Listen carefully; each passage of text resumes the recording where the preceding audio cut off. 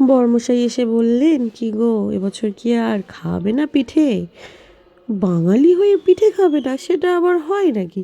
চলো আজকেই বানিয়ে দেবো। এই যে এখানে আমি শুরুও করে দিয়েছি।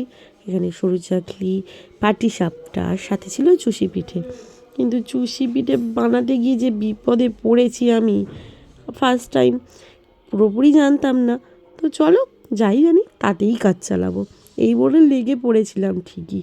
কিন্তু চুষিগুলোকে এত মোটা মোটা আর বড় বড় করে বানিয়েছি, তার সাথে দুধ আর গুড় যে আগে ফুটিয়ে নিতে হয় সেটাও জানতাম না। দিয়েছি দুধের ওপরে চুষিগুলো, তারপরে দিয়েছি গুড়। সেই চুষিগুলো তো একবারে ঘেঁটে তবে টেস্ট মোটামুটি হয়েছিল, কিন্তু মনের মতো হয়নি। তো যাই পারে হোক, বানিয়ে তো খেতেই হবে, তাই খেয়ে ফেললো কিছু না বলে।